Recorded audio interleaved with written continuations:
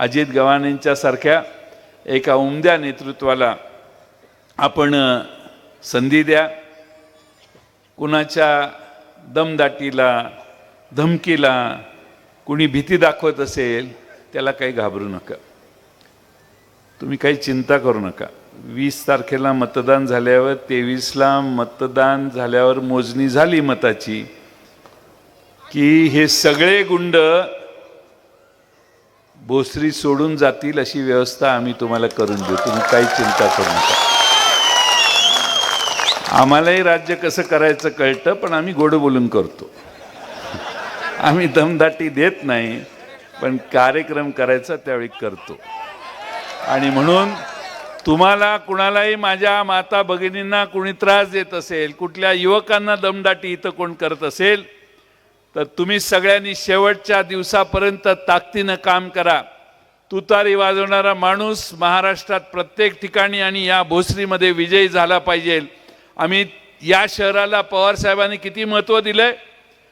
भोसरीचं ticket, भोसरीची जागा, पिंपरीची जागा आणि चिंचवडची जागा, तिन्ही जागा आमचे 3 नवीन उमेदवार लढतायत. इथं अजित गव्हाणे लढतायत, तिकडं राहुल कलाटे लढतायत, पलीकडं शिलवंतताई लढतायत.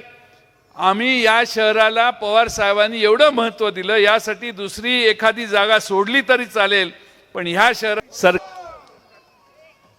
आमचं शहर वाढत गेलं. पण हे वाढलेल्या शहरातल्या समस्या जशा झपाट्याने मागच्या 2 दशकात सुटल्या, तशा या 10 वर्षात मागच्या या शहरात समस्या वाढायला पण लागल्या. आणि वाढीचं कारण हे या शहरातले लोकप्रतिनिधी जे विधानसभेवर गेले, त्यांनी हे शहर वाटून खायचा निर्णय घेतला. एकानं निम्म शहर घेतलं, दुसऱ्यानं निम्म शहर घेतलं आणि त्या शहराची मक्तेदारी यांच्या हातात गेली. त्या भागातली महानगरपालिकेत तुम्ही कर भरता.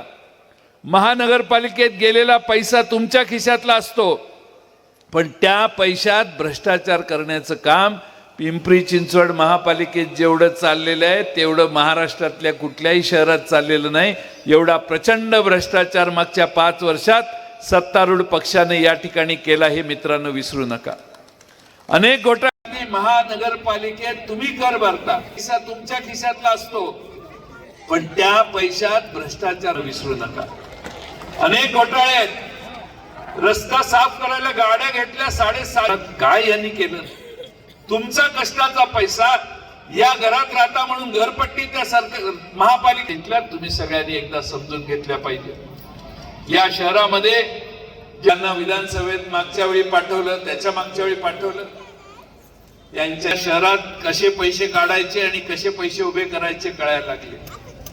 आणि पुन्हा पैसे काढण्याचं स्वप्न यावेळी भोसरीकरांनी मध्ये पुन्हा एकदा आमच्या पिंपरी चिंचवड भोसरीचा नावलौकिक वाढवायचा असेल, या भोसरी महानगरपालिकेतल्या भोसरी